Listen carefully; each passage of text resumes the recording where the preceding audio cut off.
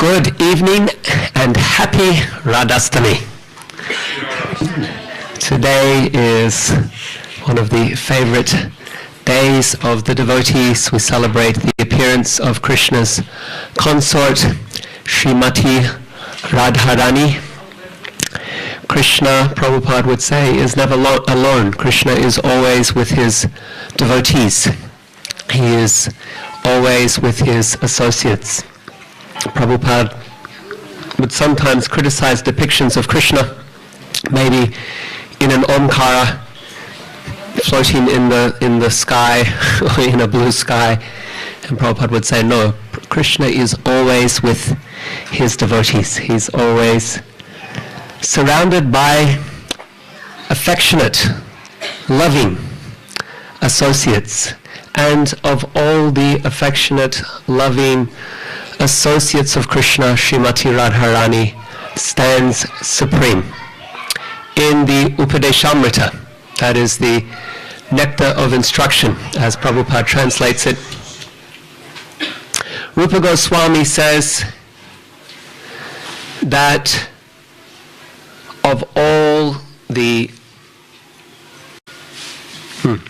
He says that Karmibhyo parito hare priyatayor vyaktim yayor janinas tebhyo jnana vimukta parama premaika nishtastata tebhyastha pasu padapankajarisas tebhyo pi sa radhika preshtar tadvya tam nasrayat kakriti.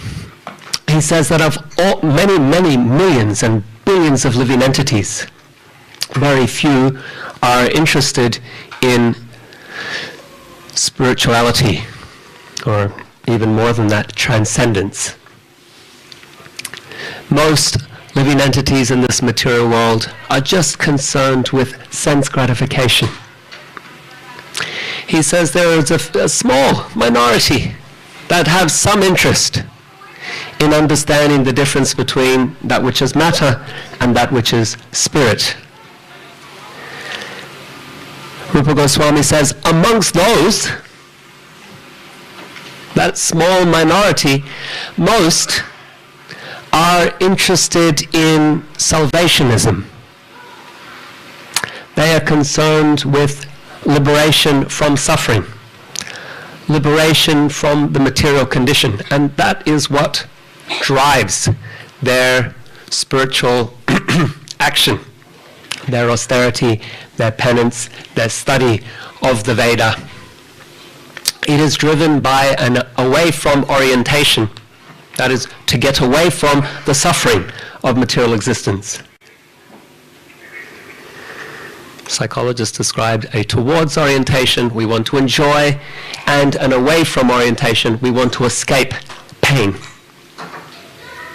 And so those jnanis, those that are interested in the difference between matter and spirit, they are driven by an away from orientation to escape the pain of material existence. They realize, I work so hard for what? It is all taken away from me at the time of death. It is all temporary. What is the value of so-called material prestige when it is so transient? Today you are a star, and the next day you are the target for derision and hostility. And so, realizing this, then we say, let me get away from it all. Let me, the bubble pops, and you see through the so-called allures that drive the dominant population, the shiny allure of material objects and so-called pleasures, but it's very, very thin, isn't it? You just scratch the surface of that Mercedes, you scratch the surface of that designer, whatever label, garment or bag or shoes, and it's ruined. It's over, and you feel much pain and suffering on account of that. And so some people, they penetrate, the laser vision of jnana enables them to penetrate through that facade or charade. Let me get away from this nonsense. Those are minority, Rupa Goswami says. But then they're driven by this other thing. Get away from material suffering. It's still a material drive. Yeah, the psychologists acknowledge this is also a driver of human behavior. It's a material drive. And so that's not good enough either. So Rupa Goswami says, amongst them, then there is a minority. So amongst those who pursue spiritual effort, there is a smaller minority still who are actually motivated by love, by bhakti, by devotion. I do this for you, Krishna, not for myself. Idam Krishnaya, idam namama. Those are the bhaktas. Krishna says in the Gita, Samahatma Sudurlabha, of so many millions, Manushyanam Sahasreshu Kaschidyatati Siddhaye, Yatatam Api Siddhanam Kaschin Mam Veti Tattvata. Samahatma Sudurlabha. Out of many millions of people, hardly one endeavors for perfection. Amongst those, hardly one knows me in truth. So the devotee is most rare. Sudurlabha. Krishna uses that language. Samahatma, such a great person as my devotee is durlabha, very rare. Okay, Rupa Goswami goes on from there and says that amongst all of the devotees, this very rare group of souls, Rupa Goswami says the residents of Vrindavan are most rare. That is, those who understand God and love God, love the Supreme Lord, not because He is God, not because He is the Supreme Lord, but because they love Him for who He is. It's like if you become rich and famous and you suddenly lots of people love you. But they love you because you're rich and famous. And so, really? Those who actually love you for who you are, they are a much smaller group. And so Rupa Goswami says, those who love Krishna for His own qualities, for His own attributes, these are rare. And amongst them, the Brajbasis stand supreme. That is, the residents of Vrindavan. They love Krishna. They don't even think of Him as God. Their love is so great that it causes them to not see His godliness.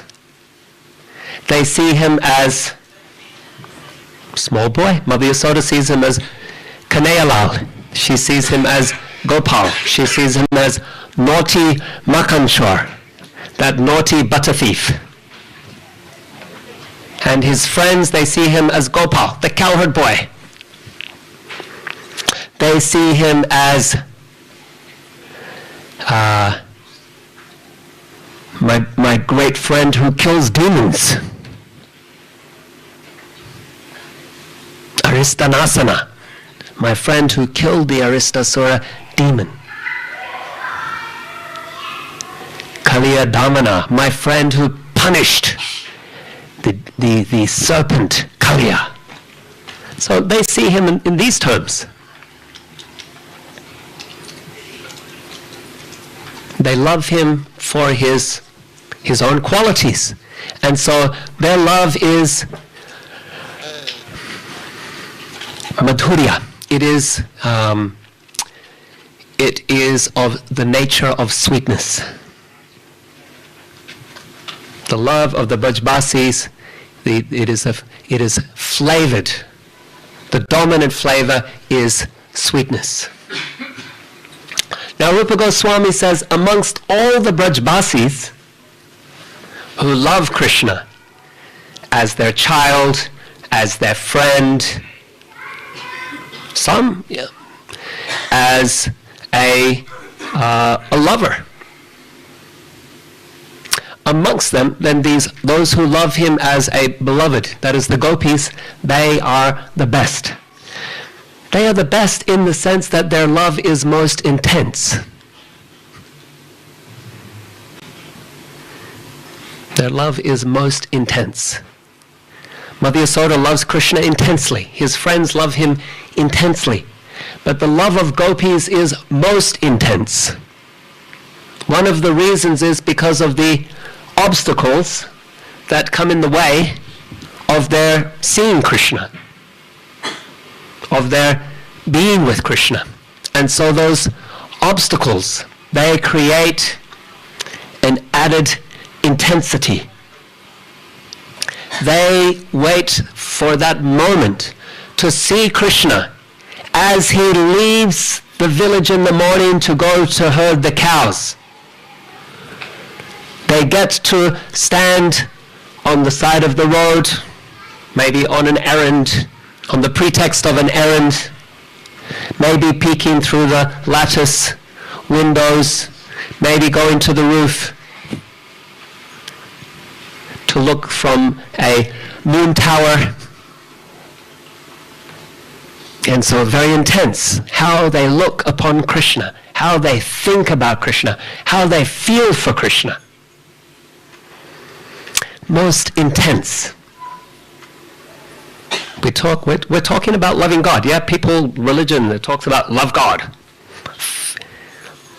And here we have this example of loving God with such intensity, as embodied in the Gopikas, as in the cowherd maidens of Vrindavan.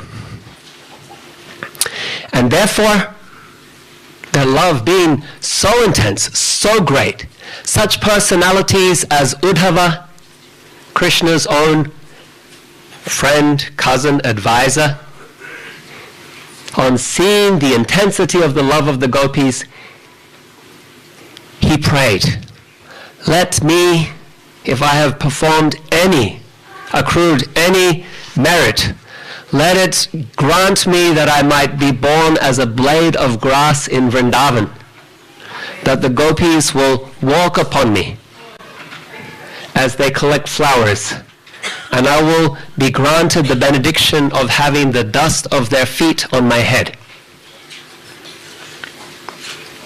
Uddhava, Krishna's own cousin, he lives with Krishna. He wears Krishna's clothes.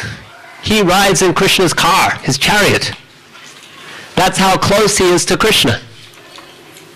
And he is praying, I wish to be born as a blade of grass at Kusham Sarovara, that place where the gopis go to collect flowers, because such a birth will grant me this great boon, the blessing of having the gopis' lotus feet upon my head. Similarly, Sri Chaitanya Mahaprabhu, described by Bhaktisiddhanta Saraswati as the crest jewel of the triple staff renunciants. That's very poetic. The crest jewel of the sannyasis.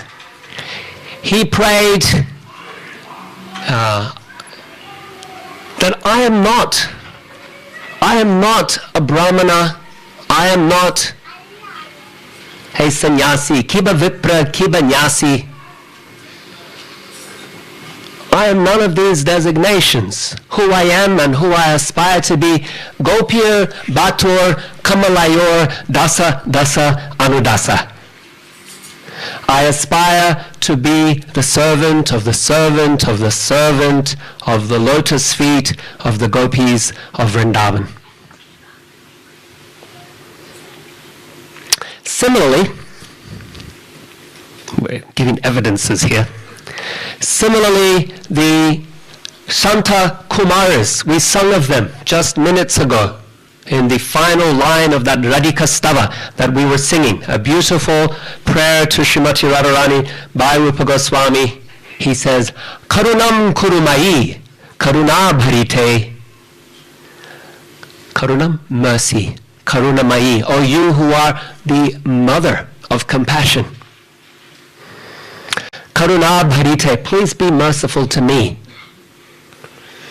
O O you Sanaka Sanatana Vanihita Charite, O you whose feet are served by Sanaka, Sanandana, Sanat, Kumar, and so the four Kumars, Sanak, Sanandana, Sanat Kumar, and Sanatan.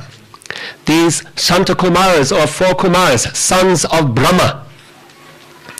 At the beginning of creation, when Brahma is charged with populating the universe, he directs his sons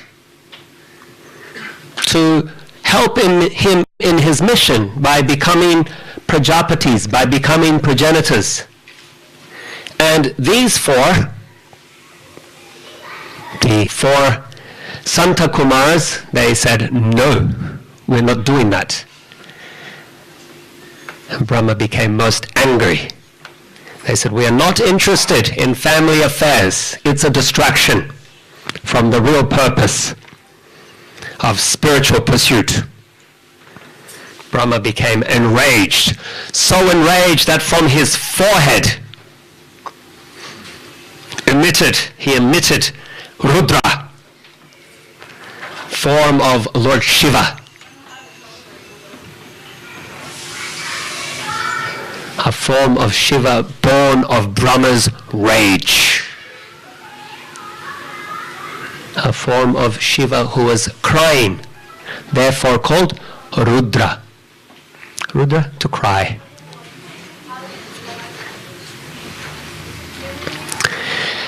And so Brahma, in his rage, he cursed these sons of his. I curse you that you will forever remain as small children.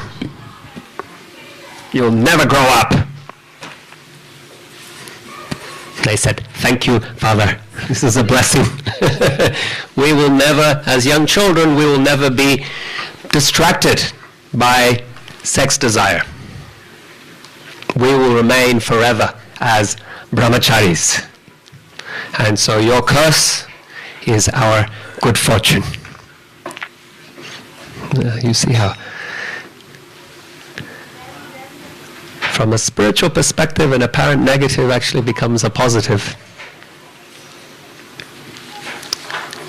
And so these four Kumaras, these Santa Kumaras, they travel throughout the universe, teaching transcendence, like another son of Brahma's, Narad Muni, traveling throughout the universe, preaching to the sons of other sons of Brahma.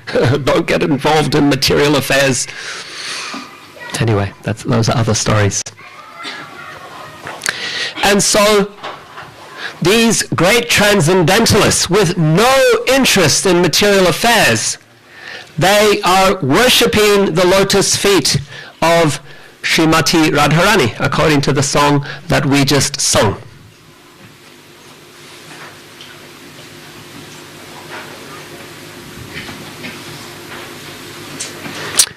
We have the renunciant Chaitanya Mahaprabhu praying to become a servant of the servant of the servant of the lotus feet of the gopis. We have the four Kumaras worshipping the lotus feet of Srimati Radharani. We have Uddhava praying to become a blade of grass.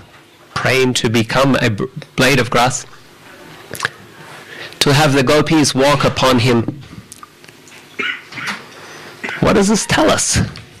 It tells us that the gopis of Vrindavan are no ordinary people. They are no ordinary women. They are, Uddhava realized, Chaitanya Mahaprabhu said, the four Kumaras pray, the topmost transcendentalists. Their love for God is so intense that no yogi, no mystic, no scholar of the Vedas comes anything near it. Hence their prayers. Hence their aspirations. So, back to Rupa Goswami's description. Out of millions of living entities, few pursue spiritual life. Of those who do, few are motivated by devotion. Of those motivated by devotion, The best are the Brajbasis whose devotion is predominated by sweetness, such that they don't even think of Krishna as God. Amongst those, the gopis' love is most intense. And now for the final part of Rupa Goswami's description, amongst those, Srimati Radharani stands supreme. Amongst those gopis whose love for Krishna is most intense, Srimati Radharani stands supreme. So let us meditate specifically on Srimati Radharani's love for Krishna and how it stands supreme. Well, we have examples. We have nice examples described in the Shastra. One is the Raslila at Vamsivat. Krishna is dancing with the most beautiful women in all creation and beyond. That is the gopis of Vrindavan. And at one point he decides to leave. But he does not leave alone. He leaves with Srimati Radharani. The gopis wander through the forests of Vrindavan, addressing the animals. Oh dear, have you seen the son of Maharaj Nanda going in this direction? Addressing the flora and fauna. Oh, Ashoka tree, standing so tall and strong. You have a good view from there. Have you seen Maharaj Nanda's son Krishna with his blackish bluish form, his curly soft black hair, his peacock's feather and his flute? You don't speak to us. You cruel Ashoka trees. Maybe the vines who hang on you will be more empathetic, understanding our suffering. So in Sanskrit, trees are masculine and vines are feminine. Maybe these vines, they will empathize with our suffering, and you'll tell us, where has Krishna gone? So, yeah, sounds a bit mad, right? They're mad with love. Love for Krishna has made them mad. Transcendental madness.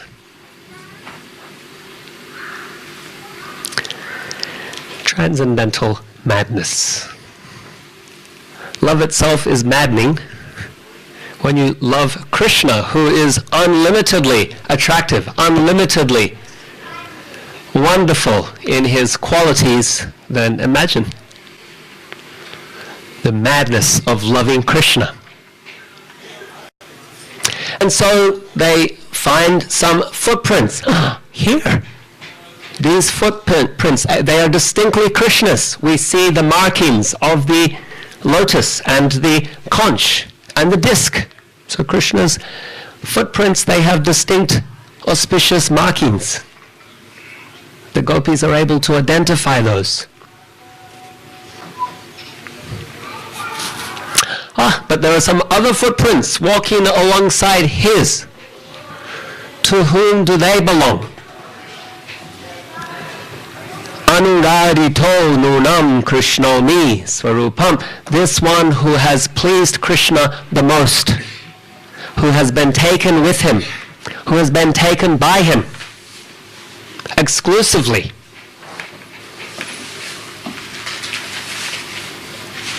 Sukadeva Goswami mentions her name indirectly.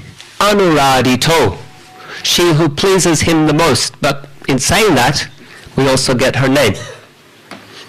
It's very covert. Indirect reference, an apparent play on words even. She who has pleased him the most has gone with him. That is Sri Radha. As the gopis follow those prints, they say, oh, here Krishna has stood on his tippy toes. Why is he doing that? Oh, it's beneath the beautiful flowering tree, Surely he is collecting flowers to braid her hair. And here it is. This is where they sat together, and he must have decorated her hair with those flowers.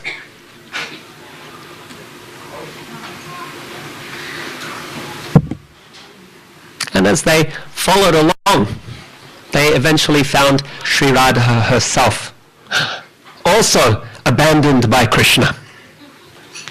Shall we talk about that on her birthday?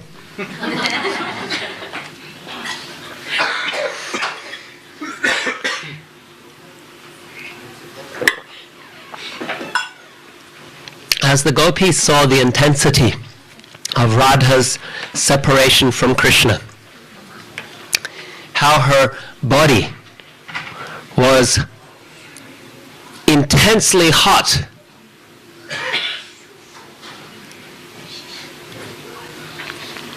how the intensity of her love for Krishna was bringing her to a brink of self-annihilation.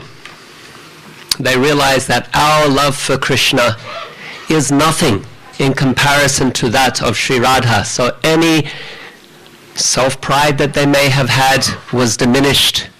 Any envy, or these are the most exalted devotees we're talking about here, so these are like more trace, any trace, like a fragrance, like the example the acharyas give is of you have camphor in a box, you take the camphor out of the box, there's still a trace of that flavor, of that aroma. So any trace of jealousy that may have been there, it is now destroyed, seeing the intensity of Sri Radha's love for Krishna.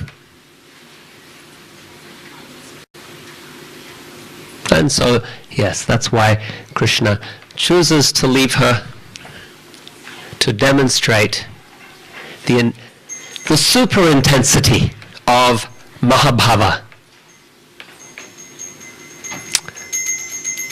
Mahabhav. This most intense manifestation of love for Krishna.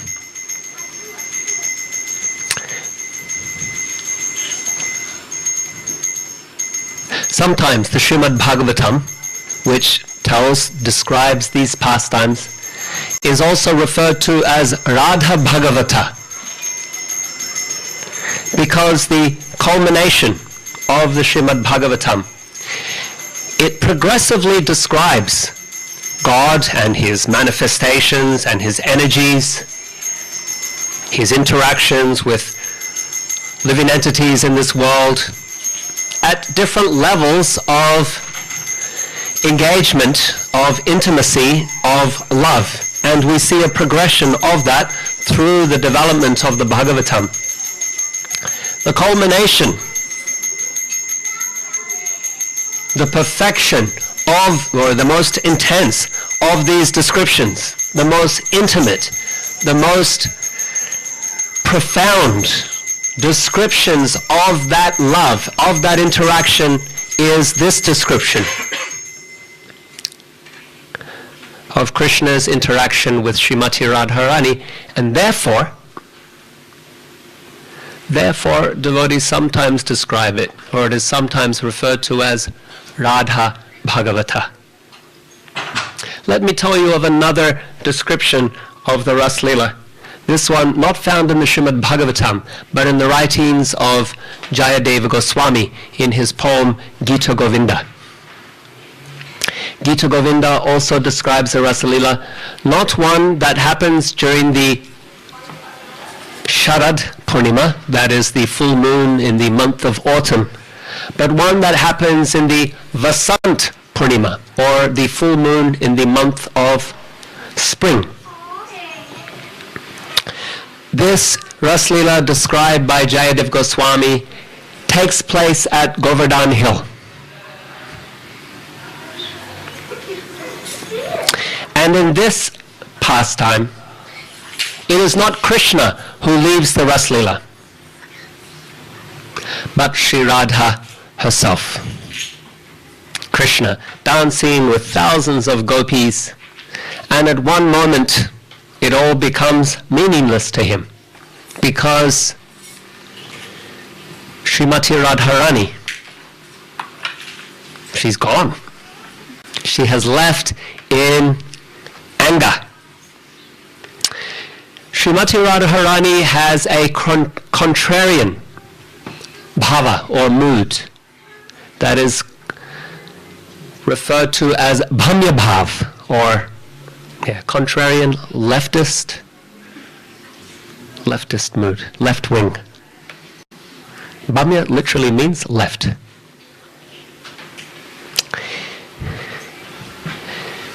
So she has a contrarian mood. And she often takes on this mood of jealous anger. And so, dancing with Krishna, she leaves in a huff. And once again, Krishna dancing with thousands of it becomes without any meaning to him without her. And so he goes from that rasa mandala, from that arena of the rasa dance, through the groves around Govardhan, calling out, Radhe, Radhe, Radhe, where are you?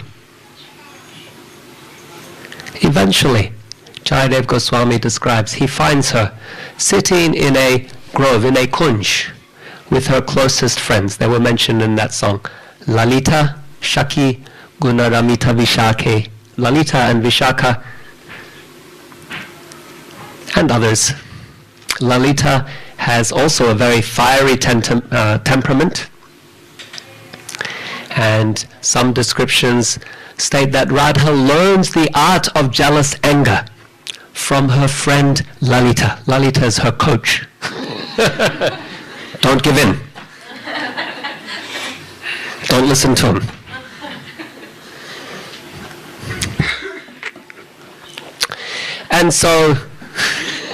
And so Krishna sees her with her friends, and he comes to her. Why did you leave? What happened? Radha says to Lalita, tell him to leave. Lalita says to Krishna, Radha wants you to go.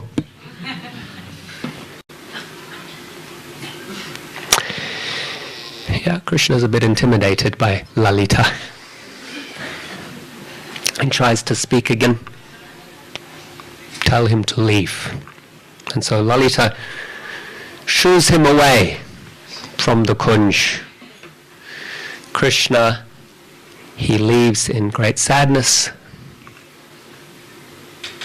As he leaves, Radha tells her friends, follow him.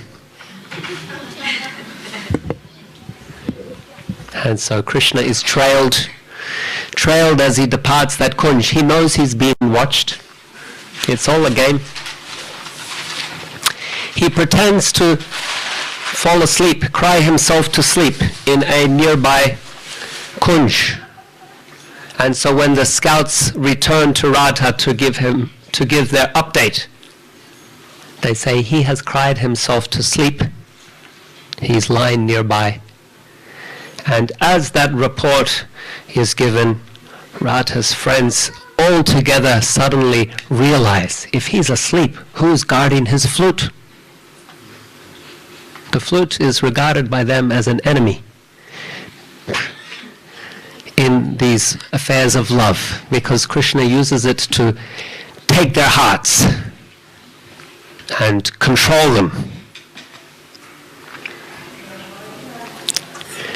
And it's an enemy because the flute gets to enjoy the nectar of Krishna's lips, which they regard as their property. This silly, inanimate bamboo rod.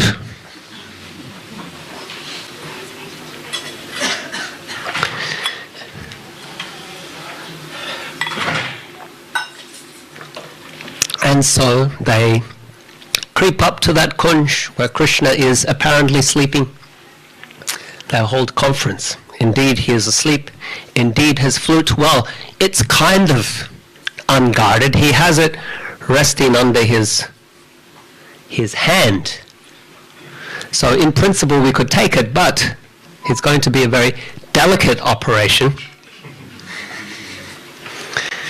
It will require great stealth, great finesse, someone who's very expert, crafty, and fast. So they all look at Radha. So she ties cloth around her bangles, around her anklets. She ties her dress into pants and crawls up slowly, quietly to Krishna. Starts to wiggle that flute from under his hand. Krishna, with one eye partly open because he's watching all of this.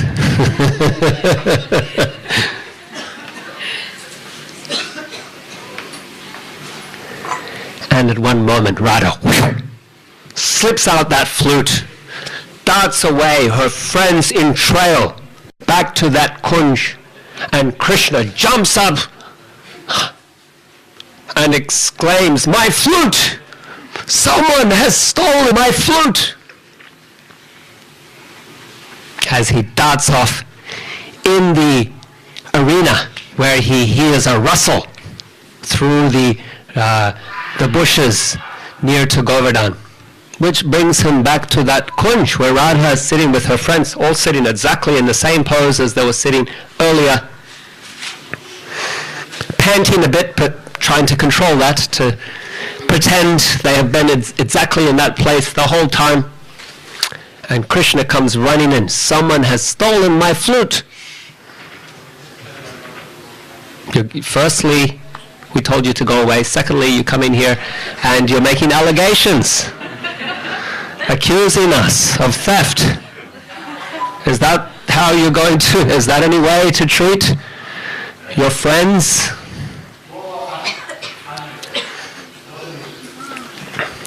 So, after much banter and even some jostling,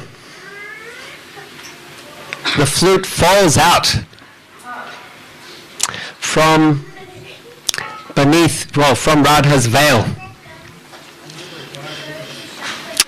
And she says, "So what if I have the flute?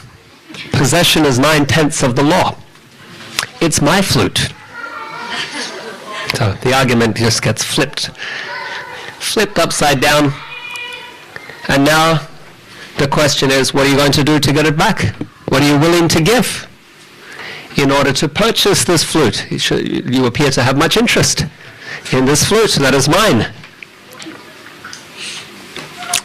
And so Krishna, Jayadev Goswami describes, he offers a necklace, gives it to Radharani, and Lalita says, "To her feet, you offer it to her feet."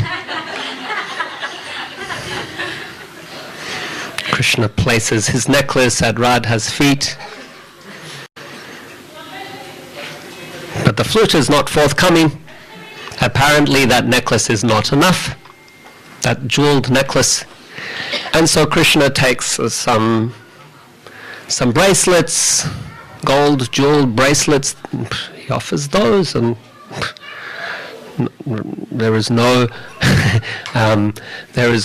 remuneration. He has apparently not provided the proper payment for that flute. Eventually he takes his turban, his crown, and places that at Radha's feet. He thought that should have done the job here, but apparently not. Finally, in a most memorable description of Jayadev Goswami's poem, that he's writing he's observing these pastimes and writing them. It's a vision that has been provided to him.